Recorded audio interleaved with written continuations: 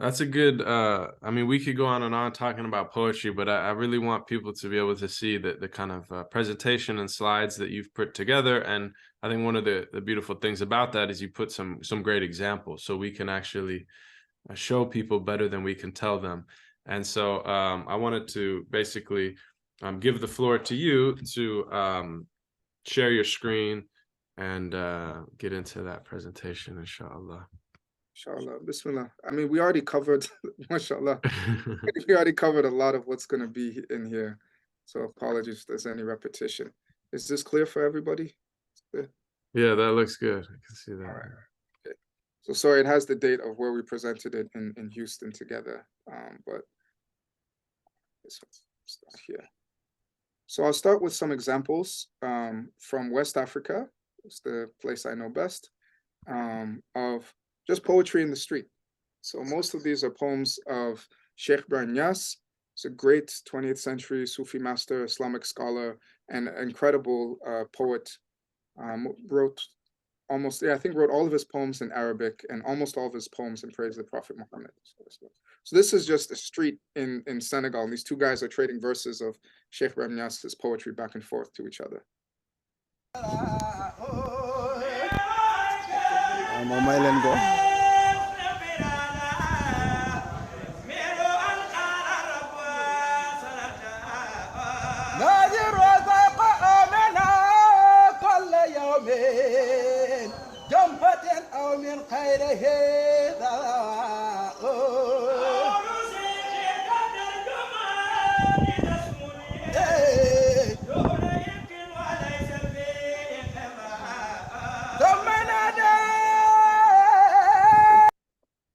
This is on campus at Sheikh Anta Diop University in Dakar. This young man is just reciting some of Sheikh Ibrahim Niasse's poetry on campus with the dogs.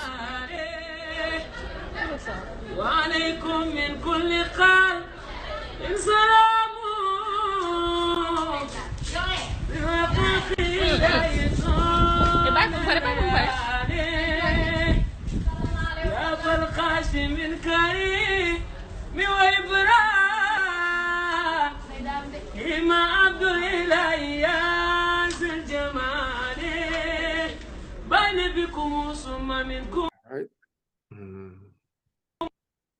And this is Sheikh Adhakir Yusuf Omara. Lagos, I believe. Because you are here to praise Muhammad Reciting Rasulullah. some poetry. I've been given others 2 minutes. I'll give you 4 minutes.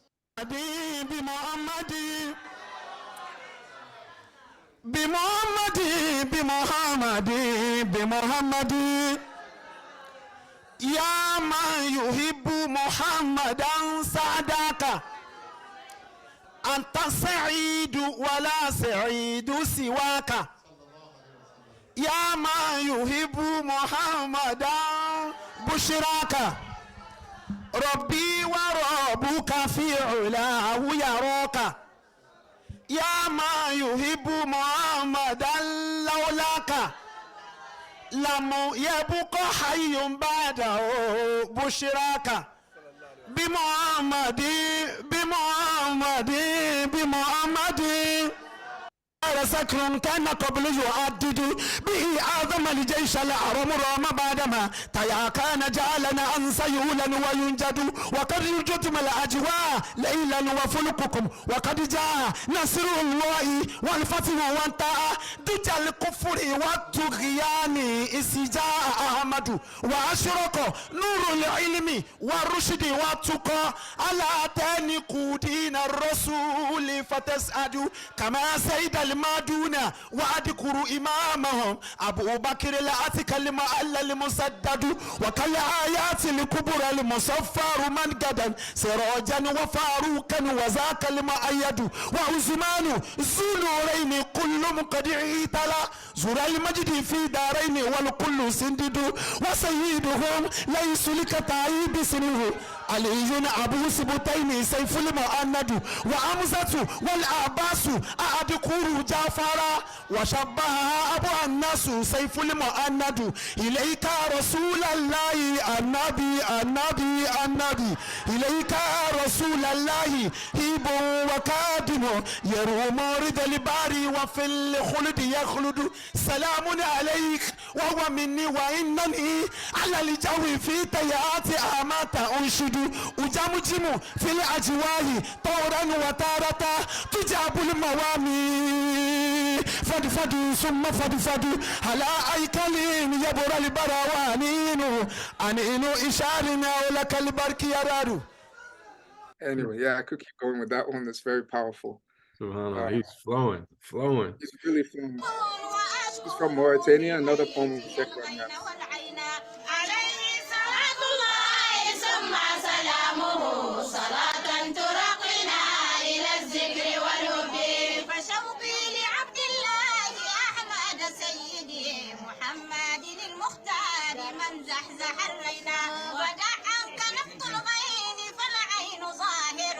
فنقطك عين العين أبدى لك الغينا عليه صلاة الله ثم سلامه صلاة ترقنا إلى الذكر والهب فدع عنك نقط الغين فالعين ظاهر فنقطك عين العين أبدى لك الغينا ولكن ذاك الشوق غير مزحزح وأين دوام الشوق يا جيرتي أين عليه صلاة الله ثم سلامه صلاة ترقنا إلى الذكر والهب. So many amazing things in those few verses. It's poetic.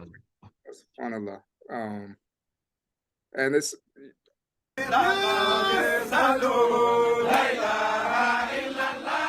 this is in Senegal, but the style they were reciting in Nigerian.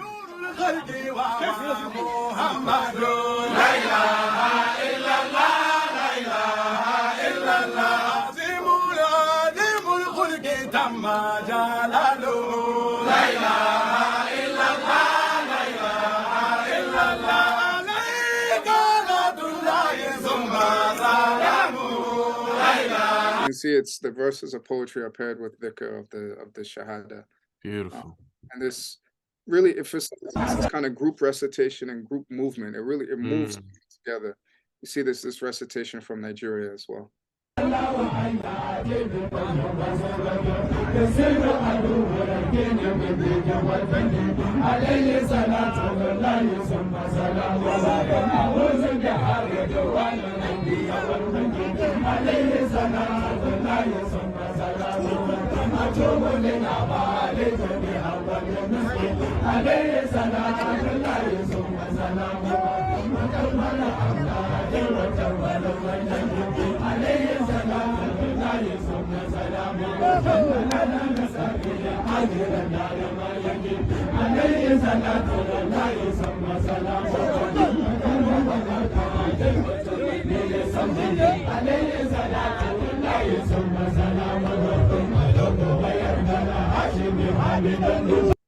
So you see you get to the experience of what this is like.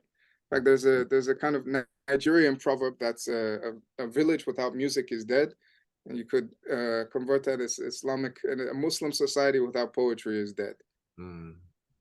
It's just one of the things that just tends to happen in societies that are spiritually alive for the reasons that we discussed. So why is that the case? What are the connections between poetry and the spiritual path? Why do so many people who are real people of suluk, people who are striving in the spiritual path, why do they engage so much with poetry? Why do they write poetry? Why do they read poetry? What role does poetry play in the spiritual path? So first and foremost, as we mentioned before, poetry kind of functions as an echo of the Quran. That is, good poetry. It's kind of an extended commentary upon the Quran. And I liken it with this. So there's the hadith that says, nothing remains of true prophecy but the true dream. Right? And poetry is kind of the language of dreams. Dreams are symbols, they're symbolic experiences that come to us. And poetry speaks to us in the language of dreams, in the language of symbols.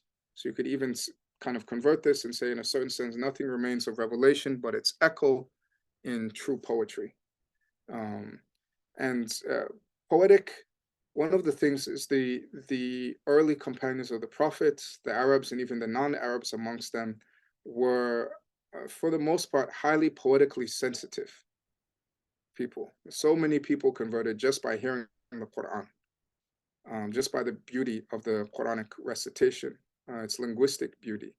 But that's not the case for most of us, particularly those of us who've gone through Western education and live in modernized societies. And so engaging with poetry in a deep and profound way allows you to appreciate the linguistic miracle and beauty of the Quran much more. So people who are tend to be more sensitive to poetry and poetics, upon encountering the Quran, sometimes without knowing Arabic, just in recitation or even in translation, are dazzled by its beauty because of that poetic sensitivity. So cultivating poetic sensitivity is very important for engaging with the Quran, but then also kind of carrying forward the Quranic message. Composition of poetry is important in the spiritual path. There's numerous testimonies of this from various, particularly Sufi poets. So Sheikh Ahmadu Bamba famously wrote in one of his poems, Midadi, My Ink, he said, I began to traverse the path of the people of the Sufis the moment I began to write poems in praise of the Prophet Muhammad. Sheikh Ibrahim Yas, whose poems we just heard, said his poetry is his inheritance, it's the fruit, thamarat awqat hayati, the fruit of all the moments of my life, my traces, my trade, my weapons against my enemies, my fortress, my joy in all my life. The poetry was so much, was so much for him, and was a big part of his spiritual life and his spiritual practice. He wrote in numerous of his poems about how he would stay up all night writing love poems to the Prophet, alayhi salatu wasalam. And this was a big part of his spiritual method. Why was that? Why was it the composition of poetry? Because poetry, as we kind of talked about, allows us to F the ineffable, allows us to say what can't be said any other way. And so in particular, when you're talking about God, when you're talking about the beloved of God, these things are beyond the realm of normal speech and normal description. And so you kind of have to fall back on poetry to say what can't be said otherwise. Just like if you try a new kind of fruit that you've never had before, let's say you have durian for the first time, whether you like it or you hate it, right? Or you have, some kind of dragon fruit, passion fruit, something that you've never had, one of the little bananas or some kind of fruit that you've never had before. You're trying to explain what it tastes like to somebody. You have to resort to metaphors and similes and things like that. You have a kind of experience that you've never experienced before. You have to resort to poetic speech to try to express that. If that's true of like durian, how much more so is that of the divine and these higher realities? Also, the composition of poetry is a really important devotional act, particularly in poetry in praise of the Prophet, which is central to a lot of the West African and other Sufi traditions. These poets sought to develop a really close relationship with the beloved of God by praising him in his own language.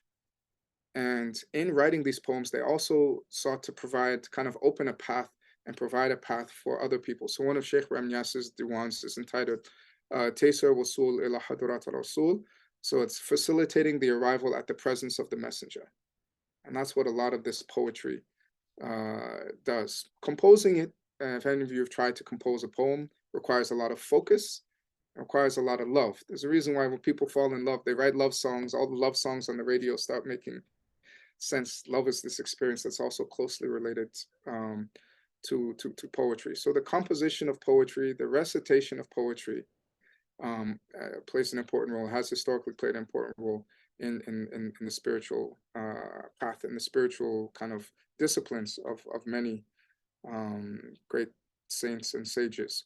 The recitation of poetry, as I just mentioned, is also really important because of this concept called lisan al-hal. So it's the tongue of the state. So the poet's in a kind of particular state when he or she writes, so they capture this kind of state, this hal in the qal, in the statement. And then when you recite the poetry, it's almost as if that state is released within you. And so it's a kind of way of making a hal, a particular psycho-spiritual, even physical state, contagious by putting it, encapsulating it in poetry and disseminating it, that state of longing, love, whatever. And you've probably seen this with music, right? Certain kinds of music, you can see it comes from a place of love or a place of anger or a place of frustration. And then when you listen to it, you feel something very much like what that person was feeling when they composed it, when like whatever, Taylor Swift's breakup songs or whatever it is, you feel something of what they were feeling.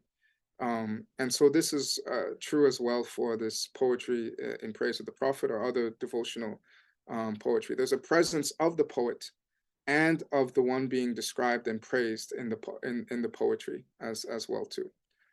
This is why poetry is often called the licit magic, taken from the hadith. You know, in eloquence, there's some magic, and in poetry, there's wisdom. So poetry is often called a kind of licit magic because it's literally like a spell. You say some things and you change people's consciousness. You change the way they see the world. You change their emotional state. You change all of these things in very powerful and somewhat predictable ways.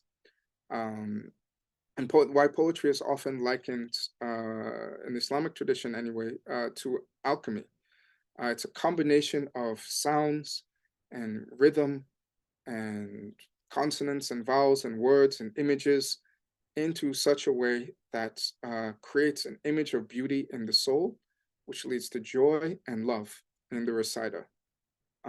As we know, love is very important in the Islamic tradition, as the Prophet says, none of you believe until I am dearer to him than different versions of this, his wealth, his life, all of his children, his parents, all of these different things. And so if you don't have this kind of love for the Prophet, ﷺ, this kind of love for God, you don't have anything. And so how do you cultivate this love? Poetry is a very, very powerful means of doing so. And so I like to say through its abiyat, as we talked about before, through its verses, poetry trains us to read the ayat in the world. You learn to read poetry, you learn to read and decipher and interpret its signs and its different levels of meaning, as we talked about. You also learn to read the ayat in the horizons and in yourself. And also, you know, depending on your familiarity with the Quran, in the Quran as well too. You have a poetic, learn how to read things symbolically, learn how to read the ayat as ayat. Now, another thing here, connecting to the actual name poetry, shi'r. Shi'r has lots of different meanings, but one of them can be hair, right? Shi'r. And one of the things you find in some of the writings of Ibn Arabi and others is that one of the reasons why hair and poetry share the same name is because poetry traces out the raqa'iq, these fine connections, connecting everything in the cosmos. Everything in the cosmos is connected by these kind of fine threads of sympathy, and poetry kind of plays on these threads or traces out these connections between the ayat, so amongst the ayat and from the ayat to those things of which they are symbol of, that is the real itself. And so these are some of the things that reciting, reading, composing, thinking about, engaging deeply with poetry can do for us and has done for generations of Muslims pretty much since the earliest the days of the earliest companions. Now, how does it do this? Oh yeah, so some examples of this. So Amir Khusro beautifully writes, he's one of the best, one of the greatest of Persian poets. He's kind of the father of Qawwali music and many, many other things. One of the greatest Persian poets of all time, and perhaps the greatest of the Indian subcontinent. He says, science, regular knowledge, is like water in a cask. You draw 10 sound conclusions and its volume decreases. Poetry, however, is an ever-flowing spring, and should you delve into it even 100 times, it cannot diminish. So the mark of a good poem is you come to it again and again and again, and every time you get something different from it. Every time you get something new from it. It's like on a lesser, the Quran is like this on an even greater level. You can read the same ayah a million times and get a million different things out of it if you're ready to listen to it. Rumi in his Divan-i Shams, Rumi again also one of the greatest of poets, and also one of the greatest, both Amir Khusro and Rumi, some of the greatest theorists of poetry as well too in the Islamic tradition. It said, since your love was kindled in my heart, apart from your love, all that I have has burned. My heart put reason and study and books on the shelf and was taught poetry and ghazals and quatrains. So it's like, again, this experience, when you fall in love, you just, all the love songs start making sense on the radio. You know, your math homework, your econ homework kind of, it kind of loses its appeal. And those love poems are really what gets you going. There's something about the structure of poetry that it's kind of consubstantial. It shares the substance with love. And this, yeah. The Quran, and speaking of love, the Quran says some people take peers apart from God. It's from Surah Baqarah, loving them andadan, loving them as if loving God, ka hubbullahi. But those who believe are more intense in love for God. So people, ordinary people, when they love something, they'll write poems about it. They'll write songs about it. They'll listen to songs about it. They'll do all these things. And if the believers are those who are more intense in love for God, shouldn't they also be more intense in their loving expressions for this as well too? There's also another quality that both love and poetry have, which is a kind of blowing up our conceptual constructions of things. There's a wonderful verse of the Quran: nay, we hurl the truth against falsehood. And it's, the Arabic is literally, it dashes out its brain. It strikes, it dashes out its brain, and so it vanishes. So woe to you for what you describe. Yusifun. So we have all these descriptions. We have our kind of conceptual models of reality. And then the truth comes, and then love comes, and it blows it up. And in the wake of that, in the wake of that tsunami, in the wake of that strike, that attack of the truth, what's left? The thunderous echo of that lightning strike is precisely poetry. As you see this in the lives of so many of the great awliya and scholars, and when they're struck with an experience of unveiling, when they're struck by love, in the wake of that comes poetry, just like thunder comes in the wake of a lightning strike.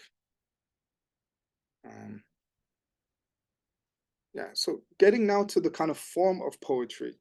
Ibn Farid, again, one of the greatest poets of all time, certainly one of the greatest poets of the Arabic language, if not the greatest.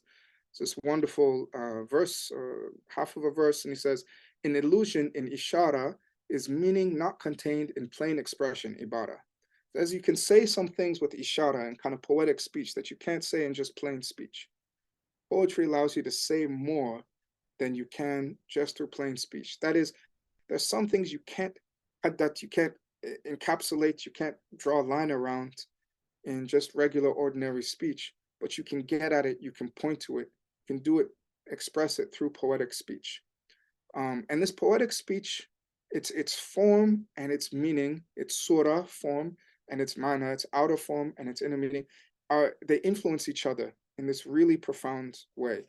So Ibn Farid in his Khamriya, he writes, the subtlety of the vessels, here you can understand the vessels to be the kind of the form of the poetry, in reality comes from the meanings they contain. And these meanings are in turn enhanced by the vessel's subtlety. Right? So in poetry, what you have is in great poetry, the meaning, the spiritual meanings, the realities impress themselves so much upon the form of the language. Right? It's almost like, I don't know, if you've got like Play-Doh and you've got this reality pushing itself through the Play-Doh, so much so that it's changing that outward form. You have these invisible realities pressing up against language and influencing the form of the language. And the form of the language is influenced by those meanings, but the meanings themselves are also made, they're enhanced by the subtlety, by the beauty of those poetic expressions, which is why it's not just, spiritual poetry is not just didactic. It's not just about saying true things in meter and rhyme. The beauty of those meanings has to be enhanced by, reflected in, combined with the beauty of expression. So there's this tight relationship between surah and mana. Again, the highest example of this is the Quran itself, in which the meanings and the form are just wedded in this inimitable way. But the best of Islamic poetry kind of echoes or mirrors this in some ways. Poetry is able to do this kind of these things because it operates in a way that I call a barzakh. Now, barzakh literally means like an isthmus, but in kind of technical, philosophical, Sufi terminology, it means a liminal reality that both combines and separates opposites. Right. So, how is poetry a barzakh? Poetry is a barzakh between silence and speech. So, as we heard before, numerous poets have said, particularly Sufi poets, I can't possibly express this, but it's so much I can't remain silent. And so poetry is kind of this barzakh between silence and speech. I can't say it, I can't adequately express it, but I can't keep it to myself either, so I have to speak in poetry. Poetry is a barzakh, this liminal reality between music and prose. Right? It kind of separates the two, it participates in both. Poetry is very musical, but it's not sheer music. It contains words and linguistic things like prose, but it's not prose. Poetry is a barzakh between pure feeling and thought. It's a barzakh between hal and qal in Arabic, or adwaq and awraq, that is states, experiences, tastings, and verbal expressions, and writings, written discursive forms. Even the form of poetry has this barzakhi nature. So pretty much all classical Islamic poetry in any language, whether it's Sindhi or Wolof or Javanese or what have you, Swahili, has regular meter and rhyme. So strong features of it coming from the Arabic tradition. Rhythm itself is a barzakh between eternity and stillness and time and motion. Right? It's motion, but it's perpetual motion. This is what a rhythm is. Rhyme is itself a barzakh between one sound and many sounds. Right? You have the same sound being repeated over and over again like a drone. Even metaphor, like we talked about. Metaphor is a barzakh between similarity and difference, between one thing and another thing. And this mirrors how in Sufi and broader Islamic cosmology, the Prophet and humanity as a whole are barzakh between being and nothingness, between God and creation. And poetry is, it's an art of breath. Poetry is really just articulations of breath. And breath, as it is in many different spiritual traditions, is a kind of barzakh between the spirit and the body. As we said before, وَنَفَخْتُ فِيهِ مِنْ رُوحِي, blew into him of my spirit. And so this poetry has this barzakhi nature, which allows it to serve as a barzakh between what can't be said and what must be said, between music and prose, between feeling and thought, between a psycho-spiritual state and experience and expression. So this is some of what allows poetry to do what it does. And so, but again, when we're approaching Sufi poetry, as Sheikh Ahmadu Bamba warns us, whoever approaches the poetry of the saints, the awliya, by grammar and prosody alone will suffer grave mistakes, as we have to keep into account the kind of spiritual, the cosmology in which this poetry is operating, which, as we discussed before in our kind of intro talk, is one of what you can call the three books, out of the metacosm, the macrocosm, and the microcosm. So you have the metacosm being the divine reality, Allah. You have the microcosm being the human being, sometimes called the alam as-saghir, the small world. But other times, certain Sufi authors will say, actually, no, it's the human being, that's the big world. All the worlds are contained within him. Then you have the macrocosm, the alam al-kabir, the big world, being the cosmos, the world out there. Now, everything in the microcosm and the macrocosm, that is composed of ayat, signs, symbols, the signs within ourselves, within our souls, and the signs on the horizon. And the key to unlocking these, as we said before, these ayat, these symbols, these signs, is the Quran, which is a synthesis of them. It's revelation that comes, that explains the connections between them and allows us to understand and read these kind of, in these two books and the book of the Quran, to read the meanings of the metacosm, of those things of which those things which they symbolize. So this doctrine of the three books is kind of assumed by most Sufi poets in one way or another. It also explains why the Quran and Quranic vocabulary and symbolism plays such a large role in their poetry. And that's how this poetry works. You know, so you have something like, let's say, wine that appears in a lot of Sufi poetry. Right? So you have wine which appears in the Quran. Sharabun tahuran, you have the drink of the pious, the pure in paradise. Wine also appears out there in the macrocosm, right? And in the world, people drink wine, they get drunk, they get happy, their inhibitions are loosed up, all these things happen when they do it. Then there's also the wine in the microcosm, this kind of love, often is described as the inner wine or joy, or sometimes even dhikr is connected with that. And so the Sufi poets will use this to connect and go back and forth between these different images of the heavenly wine, the earthly wine, the internal wine, and use the Quran to help explain the connections between all of them. Even while, most of them probably never tasted a drop of the macrocosmic grape wine.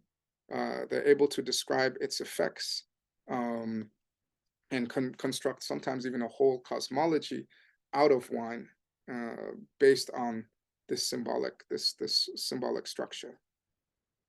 So I'll give you a great example of this. This is a wonderful poem by Abu Faras al-Hamadani, who was a great poet in the Abbasid era, who was imprisoned, and he was the cousin of this ruler, Saif ad-Dawla. And while he was imprisoned, he wrote this beautiful poetry to his cousin, who was an emir, ruler of this state, asking him to, ransom him and free him from prison. So I'll just play. It's one of my favorite verses of poetry of all time. فليتك تحلو الحياة مريرة وليتك ترضى والأنام غضاب وليت الذي بيني وبينك عامر وبيني وبين العالمين خراب إذا صح منك الود يا غاية المنى فكل الذي فوق التراب تراب فكل الذي فوق التراب تراب. Okay, so translated, that's as long as you're sweet, let life be bitter. As long as you're pleased, let all men be wroth, be mad at me. As long as there's a bond between me and you, let all between me and the worlds be in ruins. If truly you love me, oh my utmost goal, desire, then let all that's over the dust just be dust. All right, so he wrote this to his cousin, trying to ransom him. But Sufi poets heard this and they're like, oh, this is, whether he realizes or not, he's talking about Allah. This is how we feel, or how we should feel towards Allah. As long as stuff's good between me and you, let everybody be a hater. As long as there's a bond between me and you, let everything between me and the rest of the world be in ruins. If you love me, my utmost goal, then it's all cool. Let everything, kullu ma fawqa turabun turab, let everything over the dust just be dust. All right, so this is why you'll see a lot of so-called profane poetry taken up by Sufi authors. And from their point of view, they're not even imbuing it with mystical meaning. They're reading the mystical meaning that's already there. All right, so you have this again with the clearest example of this are all the poems of Majnun Layla, this poor guy in early Arabia who went crazy, fell madly in love with Layla, wrote all this beautiful poetry for her, which was then taken up by the Sufi tradition in various ways. So you have all these wonderful Layla poems about God coming from this experience of Majnun Layla. In Majnun and Layla, they saw the archetype, the reality of the sincere lovers of God. So Majnun, pretty much, is called Majnun because he lost his mind, wandered out in the desert, gave up everything for his beloved, looked for her everywhere, and wrote all this beautiful poetry, which Sufi authors then took up as well as describing the state of the ideal lover. Again, they're not reading mystical things into the story of Layla and Majnun. in this kind of 3 books model, Layla and Majnun are an ayah, and the poetry that Majnun wrote for Layla is also expressing this, our love for God, God's love for us. See that with Sheikh Ibrahim Niasse and his love for the Prophet. Another thing, I won't have time to go through this in full, but basically, if God speaks the world into being, in the Quran we have Qala Lahu kun fayakun, God says be, and it is. God speaks the world into being. Poetry is nothing but ordered speech, right? And so the whole universe is a poem. So some poets like Amir Suleiman have done this. They say that's the whole universe is a poem. That's why it's called a universe. If poetry is ordered speech and the world is divine speech, then the whole world is a divine poem. Ibn Arabi writes this. He says, all of the world is endowed with rhythm, fastened by rhyme on the straight path. And so the whole world is basically a poem. And this is part of how the magic of poetry works, and kind of replicating the divine act of creation. It changes us, it changes things. I'll skip this stuff and just get to this point. So we mentioned khayal here. One of the ways in which poetry also really works is by poetry kind of impregnating our imagination and forcing us to kind of imaginalize things.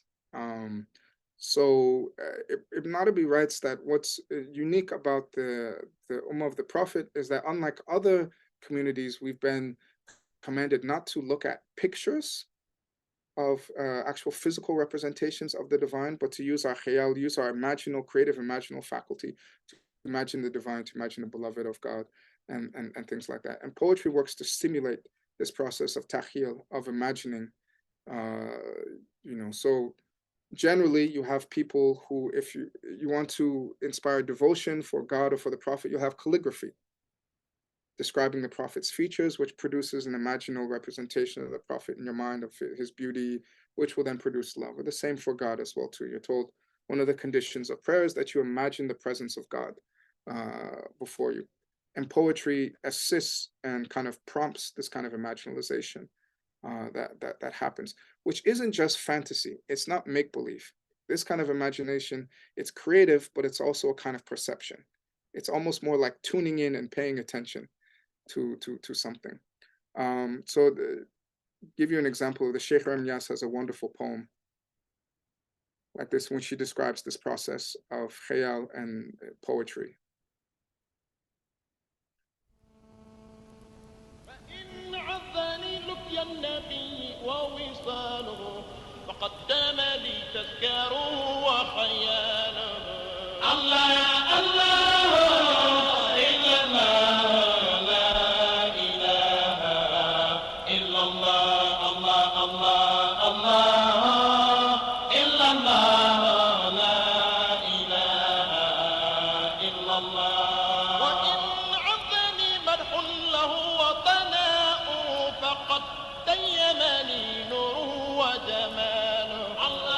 So it says, even if I can't go visit or meet the Prophet in the kind of physical way, I'll continue to remember and imagine, but in the sense of imaginal, this real sense. Because you remember, God says, I am seated with he who remembers me.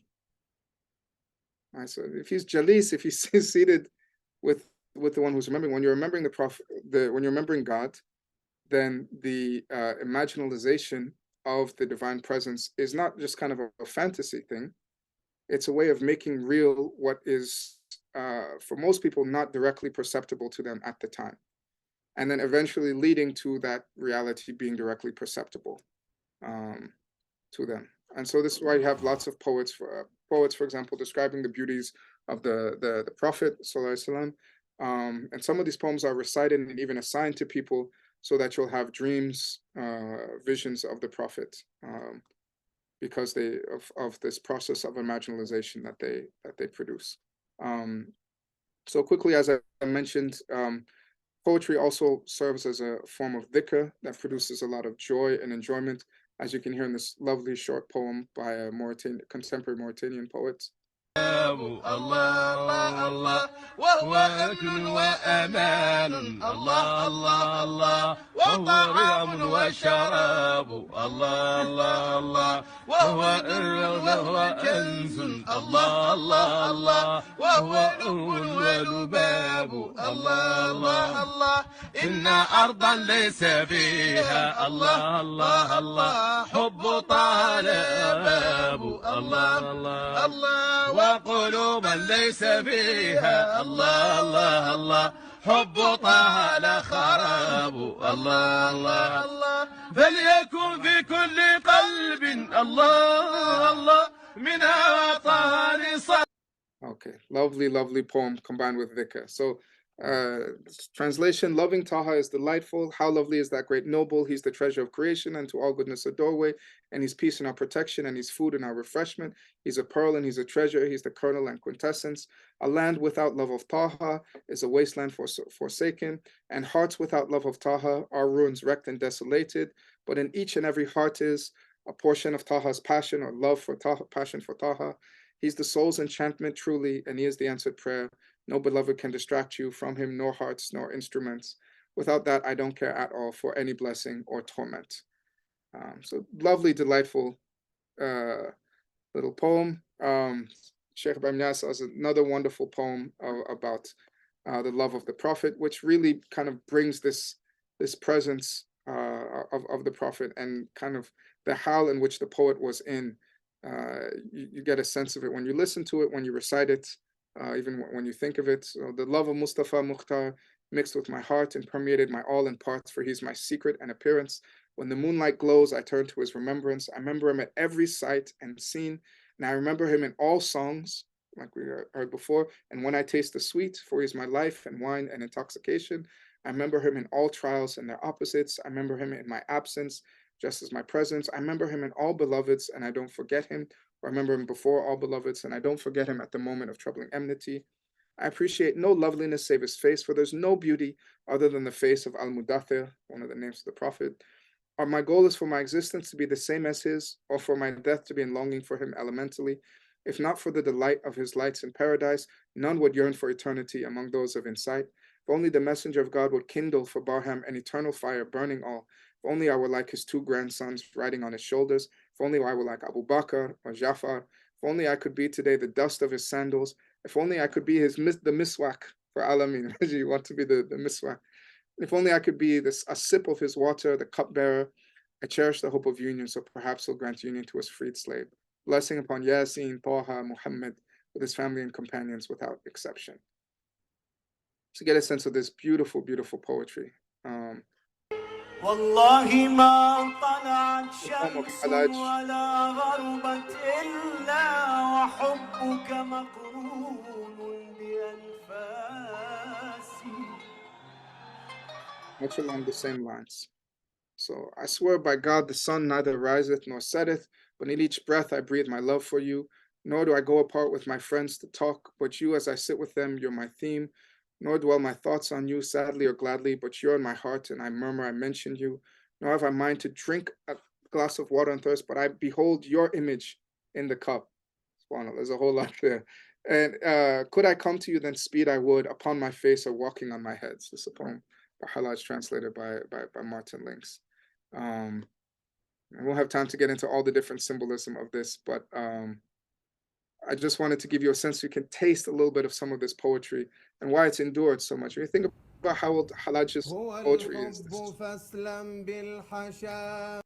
this is a poem by Ibn Farid. فما اختاره مضنا به وله عقل هو الحب فاسلم بالحشا ما الهوى سهل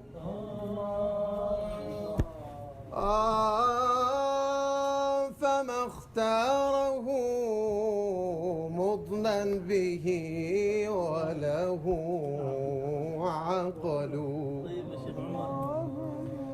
All right, so I almost think it might just be better to listen to it and not even read the translation. You might get a clearer sense. But this poem of Ibn Farid, it's love, so surrender your body. Passion is not easy. It's literally Faslam Hasha, it's literally your guts. Like give up your guts.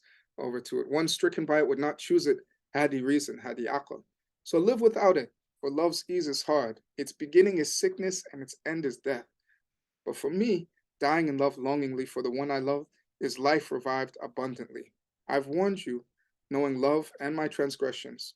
So choose for yourself what is sweet. But if you want to live happily, then die in love a martyr. If not, then love has its people. Whoever does not die in love has not lived it. Without facing the bees, you can never gather honey. And say to the love slain, those slain by love, you have fulfilled its right. And say to the pretender, how different, or the poser, really the pretender, die. How different are the black-eyed beauties and those who use eyeliner. So there's this beautiful, love is difficult, love is hard, it demands all that you are. It begins in sickness, it ends in death, but there's nothing better. There's nothing better than that in life. That's that kind of death in love is real life. And so he's saying, like, you know, I'm telling you, this is what the spiritual life is. But if you don't want to choose for yourself, if you don't want to take up this the steep path of love, you know, towards God and his beloved, try to choose for yourself whatever is sweet. And love has its own people. Love has its own people. But for me, this is the way I'm gonna go. And again, if you didn't know this, who Ibn Farid was, you'd read this and be like, oh, what a nice, interesting love poem about the difficulties of love, and things like that. But the reason it works is because, from the view of Ibn Farid, took that kind of earthly love, or what in the tradition is known as majazi love, metaphorical love, between created things, is a metaphor for a symbol of divine love. Our love for God, God's love for us. And that's why the poetry works so well on all these different levels of reality. This poem works as a nice boy-girl love poem. It works at, you know, that level. It works all the way up to the very highest level of love. The kind of master of this multiple levels ambiguity of meaning is Hafez. It's a wonderful poem. یوسف گمگشته باز آید به کنعان غم مخور کلبه احزان شود روزی گلستان غم مخور ای دل غم دیده حالت به شود دلبت مکن وین سر شوریده باز آید به سامان غم مخور گر بهار عمر باشد باز بر تخت چمن چتر گل در سرکشی ای مرغ خوشخوان غم مخور دور گردون گرد و روزی بر مراد ما نرفت دایما یکسان نباشد حال دوران غم مخور هان مشو نومید چون واقف نی از سر غیب باشد اندر پرده بازی های پنهان غم مخور ای دل ار سیل فنا بنیاد هستی برکند چون تو را نوح است کشتیبان ز طوفان غم مخور در بیابان گر به شوق کعبه خواهی زد قدم سرزنش ها گر کند خار مغیلان غم مخور گرچه منزل بس خطرناک است و مقصد بس بعید هیچ راهی نیست کان را نیست پایان غم مخور حال ما در فرقت جانان و ابرام رقیب جمله می داند خدای حال گردان غم مخور حافظا در کنج فقر و خلوت شبهای تار تا بود ورد دعا و درس قرآن غم مخور.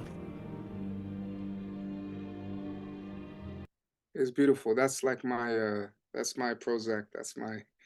That's one of my go-to antidepressants when things are tough. This says, yes, as long as you're, you know, in the difficult nights, as long as what you're saying is the Quran, You have no need to grieve. And there's so many profound meanings in those verses. As you can see from the visualization, it's producing all of these really powerful and evocative images just with the words.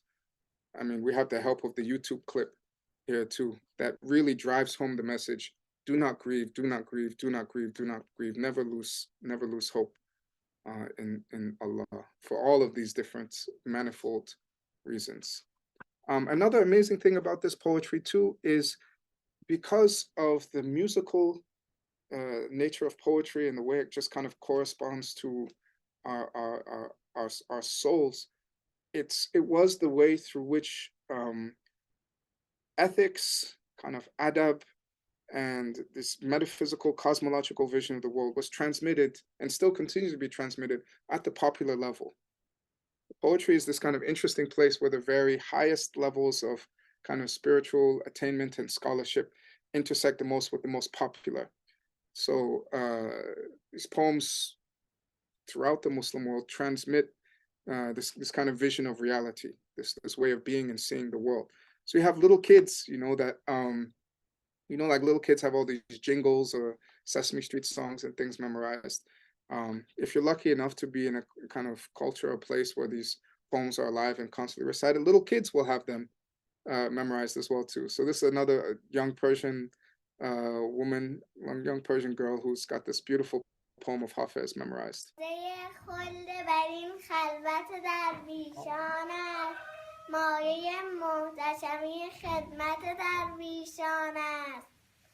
گنج عزت که طلسمات عجایب دارد فتحان در نظر رحمت درویشان است قصر فردوس که رضوانش به دربانی رفت منظری از شأن نزهت درویشان است آنچه زر می شود از پرتو آن قلب سیاه کیمیایی است که در صحبت درویشان است. MashaAllah. So it's this wonderful poem. The garden of eternity is in the retreat of the dervishes. The very essence of grandeur is the service of the dervishes. The treasury of glory that is sealed by the talisman of wonders opens at the merciful glance of the dervishes. It's wonderful, wonderful poem. Lines, as al-Tabe abad, what is this? As Kiran Tabe Kiran Lashkarizum Ast Valley, as al-Tabe abad, Forsate Dervishon Ast. From shore to shore, from horizon to horizon, the armory of tyranny is arrayed, but from eternity without beginning to eternity without end is the occasion, is the time of the dervishes, which in times like these is important to remember. Anyway, so I think I'll end there. This poetry is powerful and profound, and profoundly powerful and powerfully profound. And I hope that this will inspire us to dig into more poetry, to appreciate poetry better. And then also, I'll close with this, to appreciate some of this wonderful poetry of this kind that's starting to come out in English as well too. One collection coming out right now from my brother, Baraka Blue, and someone who's been at it for a while is, mashallah, Amir Suleiman, who's really got some of the best poetry in English, I think, period. And this is acknowledged not just by Sufis and lovers of Sufi poetry, but kind of just lovers of English language poetry in general. So I strongly encourage listeners, those of you to check out Baraka Blue's poetry and the poetry of Amir Suleiman as well too. Some real gems there. Alhamdulillah. Thank you. Alhamdulillah wa shukrulillah. And yeah, we're grateful for this beautiful, beautiful presentation, and so many gems there, and so much to digest and take into our beings. And yeah, I love what you show is that this is a living tradition, and in all of these places in the world, it's still being passed on, and it's still being conveyed, and it's still being breathed and embodied. And I think this is really central. I came across this amazing quote that in the modern world, the artist is a particular type of man, but in the pre-modern world, every man was a particular type of artist. And I think that really gets at what we've been talking about, but also the name of my book, The Art of Remembrance, because in a certain sense that all of the arts of the Islamic tradition are really kind of infused with spiritual wayfaring. Even the things like the crafts we would talk about, right? Titus Burckhardt points out in Fez, City of Islam, that when he sat with the comb maker told him that how he learned to make combs from bone from his master was a spiritual teaching, that even though there are many teeth on the comb, they're all connected to the spine. And so just like everything in this world is multiplicity, it's all in fact unity. And all of these things are woven. And of course, the true art that all the artists seek, the calligraphy training, it's a kind of refinement. The poetry training is a kind of refinement. It's all seeking the highest art, which is the art of attaining a Muhammadan heart, sallallahu alaihi wasallam, allowing the divine artist, al-Khaliq, al-Bari, al-Musawwir, lahu al-asma al-husna, the creator, the former, the fashioner, to write the qualities of the Prophet sallallahu alaihi wasallam onto the canvas of your heart. And you are a painter. Each moment you make a mark. When you die, you step out of the painting and look at your art. So this is really the art of remembrance. And this, what the Prophet ﷺ, in fact, all prophets brought, is the art of remembrance, the art of remembering our true nature and who we are. And so, people like yourself who are doing such a beautiful job of conveying and communicating that the depths of the kind of arts of Islam, and so many others that we're showcasing today, and you're mentioning, and you mentioned in your paper, and other works you've done, we feel an intense and immense gratitude because, as Said Hussein Nasr said, that art is the means by which the deepest truths of a religion are articulated to the masses. And you kind of alluded to that these poems are means that the great metaphysicians like Ibn al-Arabi, maybe everyone's not reading him, but in these popular poems that spread out, these teachings are conveyed through a really symbolic, potent language. And so, you closed on a beautiful note, and we hope that the English language can become a language infused with these meanings, and we can revive and bring depth and profundity to this language in our expression. And of course, we could speak for hours and hours, so hopefully there's many more opportunities, but you've been very generous with your time. So I want to, there's little I love more than talking to you, especially about beautiful things like poetry. I wanted to end kind of where we began with as you said, the greatest art is the art of fashioning the soul, the art of remembering to remember God, and remembering God, and of fashioning the soul in the mold of, he was a beautiful example, Uswatun Hasana, reflects all the divine names and qualities. God is beautiful and he loves beauty. And so the greatest art is in sculpting and beautifying our own souls. And in a certain sense, making our lives a poem, making our lives a beautiful poem with every breath, with every action, with every glance. And alhamdulillah, poetry is one of the most powerful ways, means we have to help do that. And in terms of this question always comes up with Islamic art and contemporary American Islamic art, or poetry in English, or things like that. How do you do it? You try to follow in the footsteps. Do what the other great poets have done. You try to follow in the footsteps of the Prophet, and if you have that gift, if you have that nature, it will come out of you. If the soil is ready, when the seeds fall, they'll grow. Beautiful. And alhamdulillah, we can see it's starting to happen, alhamdulillah. But it's really the important thing is to as the kind of Buddhist saying says, that don't get the finger pointing at the moon is wonderful, but the point is to look at the moon.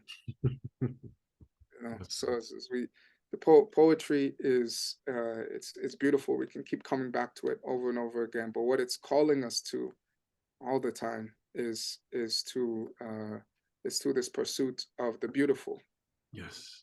For this pursuit of the beautiful and the beloved of the beautiful.